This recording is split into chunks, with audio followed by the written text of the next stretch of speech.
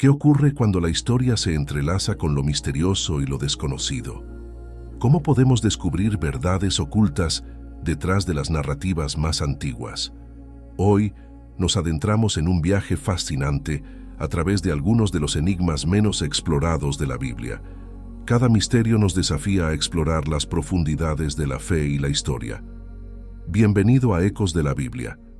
Comenzamos. Número 1. El Behemoth descrito en la Biblia. El Behemoth, una de las criaturas más enigmáticas mencionadas en la Biblia, aparece en el libro de Job. La descripción de esta criatura se encuentra en Job 40, 15, 24. Escuchemos lo que dice el texto sagrado. Mira ahora a Behemoth, el cual hice como a ti, hierba come como buey.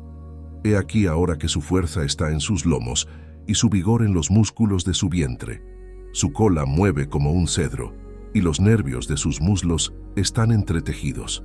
Sus huesos son fuertes como bronce, y sus miembros como barras de hierro.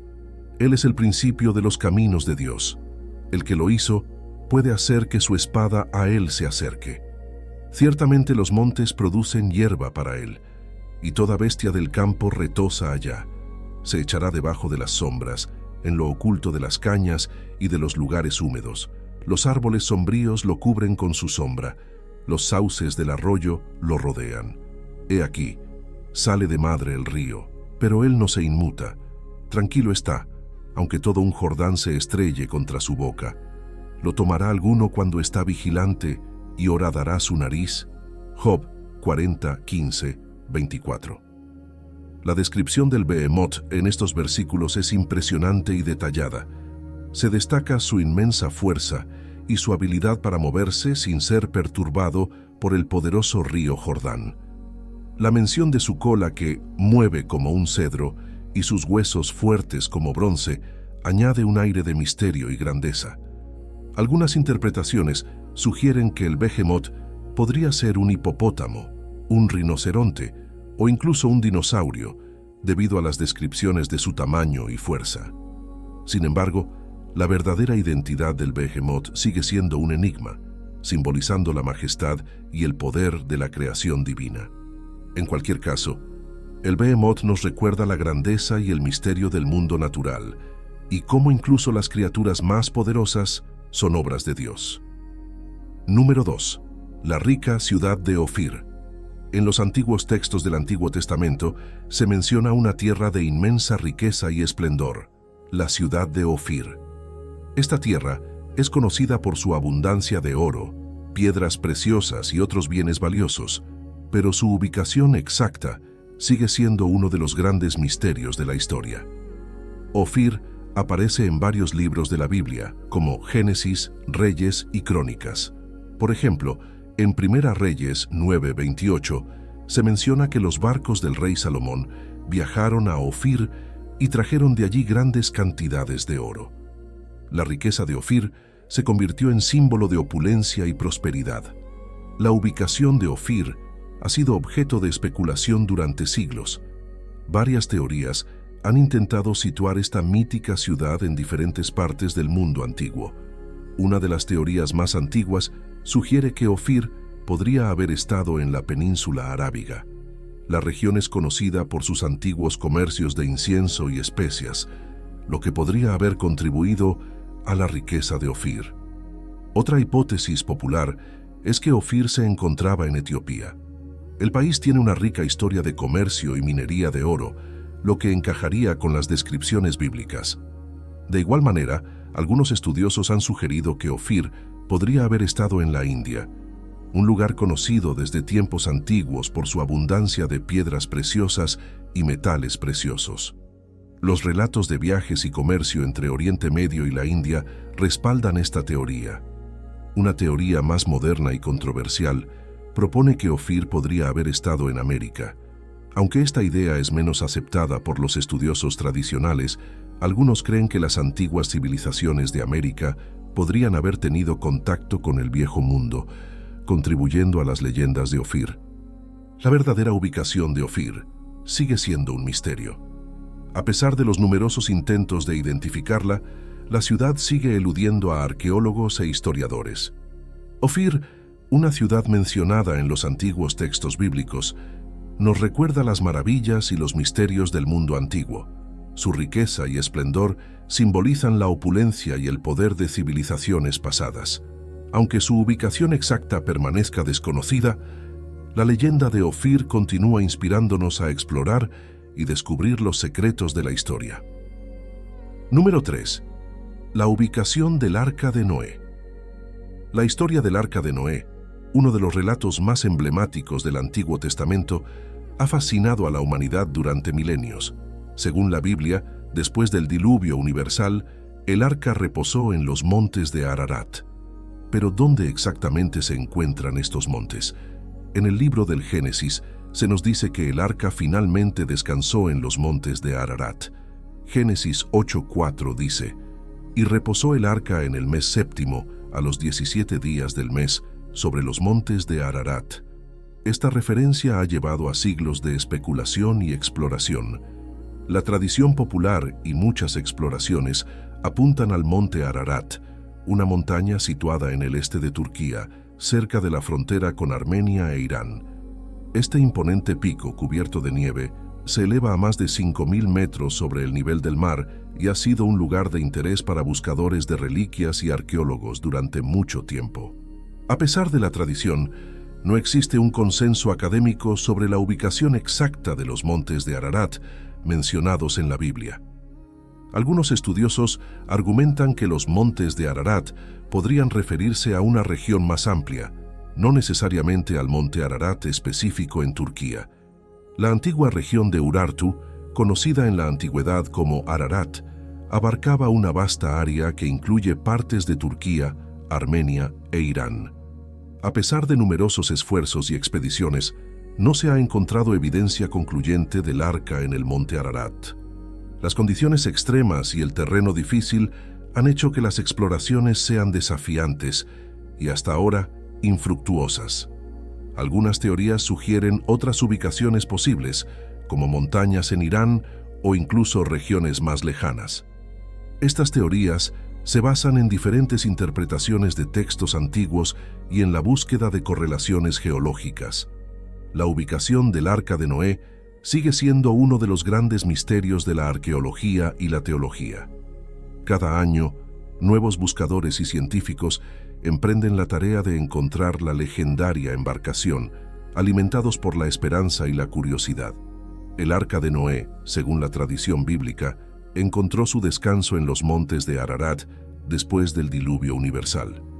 Aunque el monte Ararat en Turquía es la ubicación más reconocida, la falta de consenso académico y la ausencia de evidencia concluyente mantienen vivo el misterio. Número 4. Los libros perdidos de la Biblia. La Biblia, con sus historias y enseñanzas, es uno de los textos más influyentes de la historia humana. Sin embargo, dentro de sus páginas se mencionan otros libros que no están incluidos en la versión actual. Estos textos, conocidos como los libros perdidos de la Biblia, despiertan nuestra curiosidad y nos llevan a preguntarnos sobre el conocimiento y las historias que se han perdido con el tiempo. A lo largo de la Biblia, se hace referencia a varios libros que no forman parte del canon bíblico que conocemos hoy. Entre estos se encuentran, primero, las Crónicas de Natán y de Gad. En primero Crónicas 29:29 se menciona: los hechos del rey David, primeros y postreros, están escritos en las crónicas de Samuel Vidente, en las crónicas del profeta Natán y en las crónicas de Gad Vidente. Estos libros se cree que detallan eventos y profecías relacionadas con el rey David, ofreciendo posiblemente una visión más completa de su reinado y de la vida en Israel durante su tiempo. Segundo, el libro de las guerras del Señor. En Números 21:14 se menciona: por tanto, se dice en el libro de las guerras del Señor, lo que hizo en el Mar Rojo y en los arroyos de Arnón. Este libro parece ser una colección de relatos de batallas y hazañas militares en las que el pueblo de Israel vio la mano de Dios actuando a su favor. ¿Qué contenían estos libros? Aunque los textos originales de estos libros se han perdido, su mención sugiere que contenían información valiosa sobre la historia, las profecías y las enseñanzas que complementaban los libros actualmente canónicos.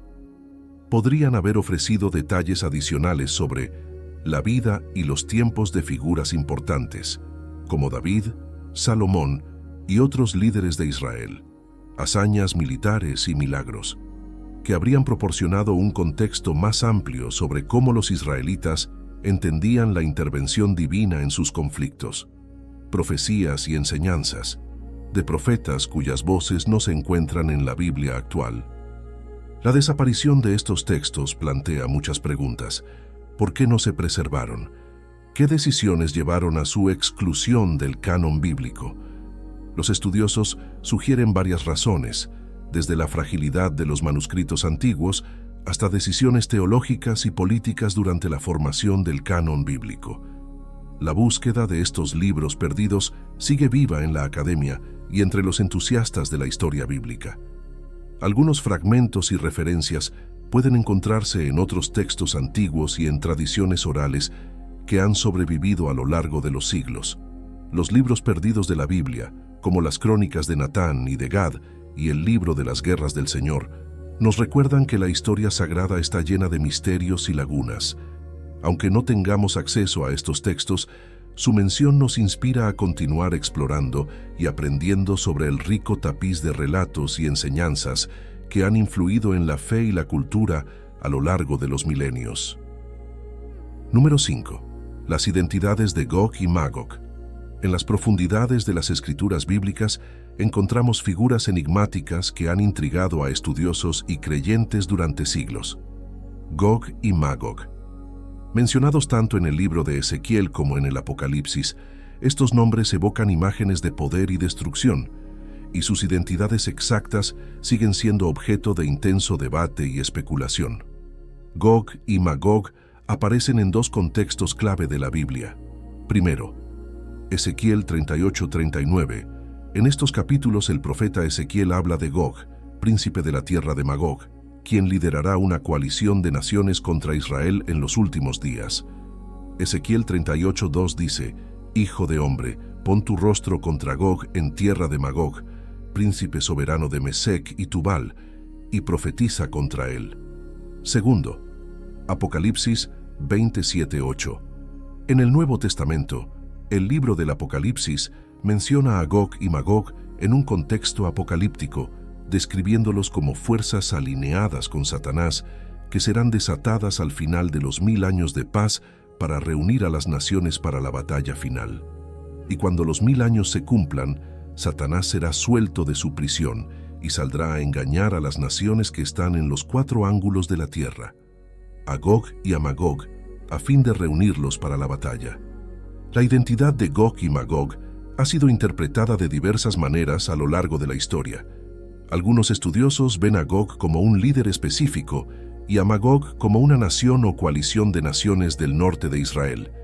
Las menciones a Mesec y Tubal, regiones conocidas en el antiguo Cercano Oriente, respaldan esta interpretación geográfica y política. En el contexto del Apocalipsis, Gog y Magog se interpretan a menudo de manera simbólica, representando las fuerzas del mal que se levantarán en los últimos tiempos. Esta visión es menos literal y se centra en el simbolismo de la lucha final entre el bien y el mal. A lo largo de la historia, se han identificado a Gog y Magog con diversos pueblos y figuras, desde los escitas y los godos hasta, en épocas más recientes, potencias modernas que se perciben como amenazas globales. Estas identificaciones reflejan las preocupaciones y contextos históricos de cada época. La verdadera identidad de Gog y Magog sigue siendo uno de los grandes enigmas de la exégesis bíblica. La falta de consenso entre los estudiosos y la naturaleza apocalíptica de las menciones han mantenido viva la especulación y el debate. Gog y Magog, figuras mencionadas en los libros de Ezequiel y el Apocalipsis, nos confrontan con la rica y compleja simbología de las escrituras bíblicas, ya sean interpretados como líderes y naciones específicas o como símbolos de las fuerzas del mal. Su presencia en la Biblia nos invita a reflexionar sobre los misterios de la fe y el destino final de la humanidad. Número 6. Los años perdidos de Jesús. Uno de los grandes enigmas del Nuevo Testamento es el período conocido como los años perdidos de Jesús. Entre los 12 y los 30 años, no hay registros bíblicos que nos digan qué hizo Jesús, lo que ha llevado a siglos de especulaciones y teorías. La Biblia nos ofrece un vistazo a la infancia de Jesús en los evangelios de Mateo y Lucas. Sabemos de su nacimiento en Belén, su presentación en el templo y el episodio en el que, a los 12 años, discute con los sabios en el templo de Jerusalén. Pero después de este evento, el relato bíblico guarda silencio hasta que Jesús comienza su ministerio público alrededor de los 30 años. La ausencia de información ha dado lugar a una variedad de teorías y especulaciones sobre lo que Jesús podría haber estado haciendo durante estos años formativos. Una de las teorías más aceptadas es que Jesús vivió una vida normal en Nazaret, trabajando como carpintero junto a su padre, José. Esta idea se basa en el contexto cultural y social de la época, donde era común que los hijos siguieran los oficios de sus padres. Algunos sugieren que Jesús podría haber viajado fuera de Israel para estudiar y aprender de otras culturas y tradiciones religiosas. Lugares como Egipto, Persia e India han sido propuestos como destinos donde podría haber adquirido conocimientos espirituales y filosóficos. Otra teoría es que Jesús podría haber pasado tiempo con comunidades monásticas judías, como los esenios en Qumrán, conocidos por sus prácticas ascéticas y su dedicación a la escritura de textos sagrados. De igual manera, algunos creen que Jesús podría haber estado dedicando tiempo a la preparación espiritual en la soledad, desarrollando una profunda conexión con Dios antes de comenzar su ministerio público. La principal razón por la que estos años siguen siendo un misterio es la falta de evidencia histórica y bíblica. Los evangelios canónicos no proporcionan detalles sobre este período, y las fuentes extracánicas, como los evangelios apócrifos, ofrecen relatos que no son universalmente aceptados por los estudiosos. Los años perdidos de Jesús, entre los 12 y los 30 años, siguen siendo uno de los grandes vacíos en la historia sagrada. Este período desconocido ha generado innumerables teorías y especulaciones, desde una vida tranquila en Nazaret hasta viajes a tierras lejanas. Aunque carecemos de evidencia concluyente, la reflexión sobre estos años nos invita a contemplar la formación de uno de los líderes espirituales más influyentes de la historia. El misterio de los años perdidos de Jesús es un recordatorio de que incluso en los relatos más conocidos, hay áreas que permanecen envueltas en el silencio, esperando ser exploradas por la imaginación y la fe. Número 7. El nombre de Dios. En el vasto panorama de las religiones del mundo, el nombre de Dios ocupa un lugar central, reflejando tanto la identidad divina como las creencias de sus seguidores. Sin embargo, en la Biblia y en diferentes tradiciones religiosas, encontramos una diversidad notable en cómo se nombra a la deidad suprema. En la tradición judía, el nombre de Dios se presenta a través del tetragramatón, una combinación de 4 letras hebreas. Estas letras, transliteradas como IHWH, representan el nombre sagrado que se refiere a Dios. Por respeto y reverencia, los judíos evitan pronunciar directamente el tetragramatón y en su lugar utilizan términos como Adonai o Hashem. En el cristianismo, el nombre de Dios se refiere generalmente como el Señor. Esta designación se deriva del griego Kyrios, usado en los textos del Nuevo Testamento para referirse a Dios. En el contexto cristiano, el Señor no solo denota autoridad divina, sino también la relación de fe y devoción hacia la figura de Jesucristo como el Hijo de Dios y el mediador entre Dios y la humanidad. En el Islam, el nombre de Dios es Alá.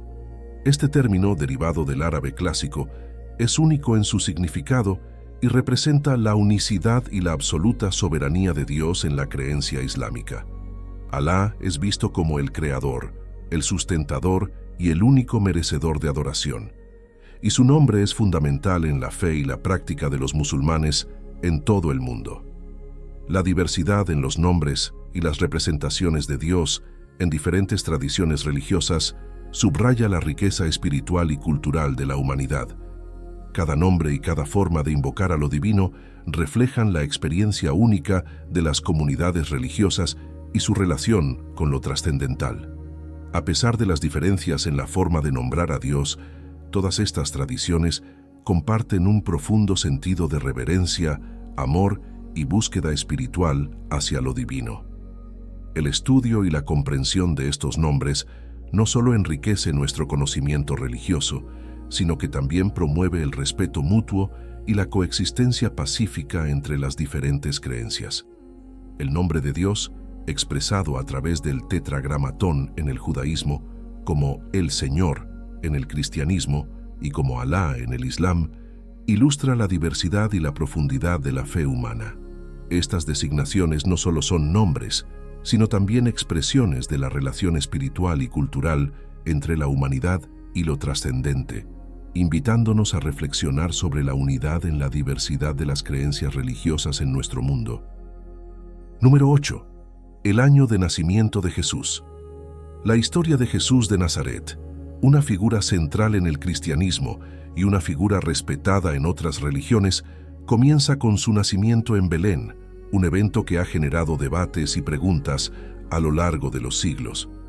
Aunque los evangelios proporcionan relatos detallados, la determinación precisa del año de su nacimiento ha sido objeto de intensa investigación y debate. Según el Evangelio de Lucas, el nacimiento de Jesús se sitúa durante un censo que se llevó a cabo durante el reinado de Herodes el Grande. Lucas 2:1-2 dice: Aconteció en aquellos días que se promulgó un edicto de parte de Augusto César que todo el mundo fuese empadronado. Este primer censo se hizo siendo Cirenio gobernador de Siria. Sin embargo, los detalles específicos del censo y su relación con el reinado de Herodes han generado algunas contradicciones históricas. La mayoría de los estudiosos coinciden en que Jesús probablemente nació cerca del comienzo del primer siglo, posiblemente entre los años 6 y 4 a.C.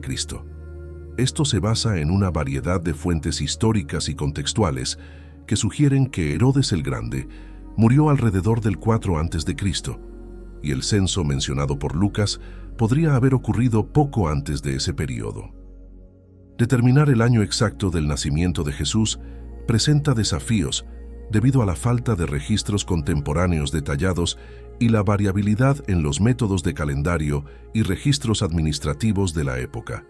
Además, las diferencias entre los calendarios judío, romano y moderno complican aún más la precisión cronológica.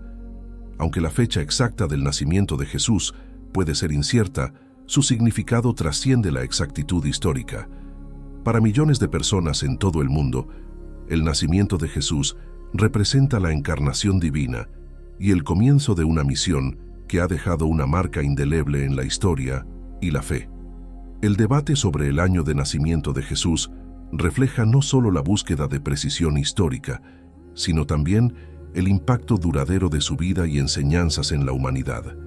Más allá de las discrepancias cronológicas, el mensaje de amor, perdón y redención asociado con su nacimiento sigue resonando y guiando a aquellos que buscan comprender y seguir su ejemplo.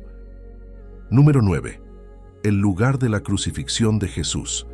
Uno de los eventos más significativos en la vida de Jesús es su crucifixión, un acontecimiento que marcó profundamente la historia y la fe cristiana. Según los evangelios, Jesús fue crucificado en una colina conocida como el Gólgota, pero la ubicación exacta de este lugar en Jerusalén ha sido objeto de debate y especulación a lo largo de los siglos. Los evangelios de Mateo, Marcos, Lucas y Juan mencionan el Gólgota como el lugar donde Jesús fue crucificado. La palabra Gólgota proviene del arameo y significa calavera, posiblemente haciendo referencia a la apariencia del lugar o a una antigua tradición de huesos encontrados allí. Mateo 27:33-34 relata: y llegados que fueron a un lugar llamado Gólgota, que significa lugar de la calavera. Esta referencia proporciona una pista, pero no detalles geográficos precisos. A lo largo de la historia, se han propuesto varias ubicaciones en Jerusalén como posibles sitios del Gólgota. La tradición cristiana ha identificado principalmente dos lugares. Primero, la Iglesia del Santo Sepulcro. Esta iglesia, ubicada en la ciudad vieja de Jerusalén, es el sitio más venerado por los cristianos como el lugar de la crucifixión, sepultura y resurrección de Jesús. Aunque la tradición sostiene esta ubicación, algunos estudiosos cuestionan su autenticidad histórica debido a la falta de evidencia arqueológica concluyente. Segundo, el Jardín de la Tumba, también conocido como el Monte Calvario. Este lugar es otra posible ubicación identificada como el Gólgota. Sin embargo, las evidencias históricas y arqueológicas también son controvertidas y no proporcionan una confirmación definitiva. Con el avance de la arqueología y la investigación histórica, se han propuesto otras ubicaciones dentro y fuera de la ciudad vieja de Jerusalén como posibles sitios del Gólgota. Algunos estudios recientes sugieren que la ubicación tradicional podría haber sido mal interpretada o modificada a lo largo de los siglos. Más allá de la ubicación física precisa, el Gólgota sigue siendo un lugar sagrado para los cristianos de todo el mundo, recordando el sacrificio de Jesús por la redención de la humanidad. La devoción y la fe asociadas con este lugar trascienden cualquier discusión histórica o arqueológica. La incertidumbre sobre la ubicación exacta del Gólgota no disminuye su importancia espiritual y simbólica. Este lugar sigue siendo un recordatorio poderoso del amor divino y el sacrificio de Jesús, inspirando a millones a reflexionar sobre el significado profundo de la redención y la esperanza cristiana. Número 10. La bruja de Endor. En las páginas del Antiguo Testamento encontramos un relato intrigante sobre la consulta de un rey atribulado a una médium en Endor. Esta figura, conocida simplemente como la bruja de Endor, despierta curiosidad y ha generado varias interpretaciones a lo largo de la historia. El rey Saúl, en desesperación por obtener orientación antes de una batalla crucial, busca a la bruja de Endor para invocar el espíritu del profeta Samuel, quien había fallecido. Aunque el nombre de la bruja no se menciona en la Biblia, su habilidad para contactar con el mundo espiritual sorprende tanto a Saúl como a los lectores modernos. En textos apócrifos y en algunas tradiciones rabínicas, la bruja de Endor es identificada como Sedecla o Sedecías. Estas identificaciones provienen de interpretaciones y elaboraciones posteriores de la historia original, buscando dar más contexto y detalle a la figura de la médium. El episodio de la bruja de Endor plantea cuestiones teológicas sobre la relación entre el mundo físico y espiritual, así como sobre la ética de la invocación de los muertos. Aunque el Antiguo Testamento prohíbe expresamente la necromancia y la consulta a espíritus, la narración ofrece un ejemplo único de esta práctica en un contexto narrativo. El relato de la bruja de Endor invita a reflexionar sobre temas como la fe, la desesperación humana y los límites éticos en la búsqueda de orientación espiritual. La historia también subraya la importancia de confiar en la voluntad y la dirección de Dios, en lugar de buscar soluciones a través de métodos prohibidos. A lo largo de los siglos, la historia de la bruja de Endor ha inspirado obras literarias, artísticas y teológicas que exploran sus temas y sus implicaciones. Su presencia en la Biblia continúa siendo un punto de interés y estudio para eruditos religiosos y lectores interesados en la narrativa bíblica. La bruja de Endor sigue siendo un personaje fascinante que desafía nuestra comprensión del mundo espiritual y la moralidad. Su consulta por parte del rey Saúl, aunque controversial, ofrece una ventana única a los dilemas éticos y teológicos en la tradición bíblica. Su historia perdura como un recordatorio de la complejidad del alma humana y la búsqueda de respuestas en los momentos de mayor necesidad. Apreciado oyente, en este viaje a través de algunos de los misterios y relatos menos conocidos de la Biblia, hemos explorado historias que despiertan la curiosidad y la reflexión. Cada tema nos ha llevado a profundizar en la riqueza espiritual y cultural de las Escrituras Sagradas. Agradecemos sinceramente tu compañía y tu interés en este recorrido por estos temas fascinantes. La Biblia no solo es un libro de fe, sino también un tesoro de historias que continúan inspirando y desafiando a generaciones enteras. Que estas reflexiones te hayan animado a explorar más allá de lo familiar y a descubrir nuevos aspectos de la palabra divina. Recordemos siempre que la búsqueda de conocimiento espiritual y la comprensión de nuestras tradiciones nos enriquecen como individuos y como comunidad. Desde aquí, te deseamos paz y bendiciones en tu camino. Que Dios te bendiga y te proteja siempre. Amén.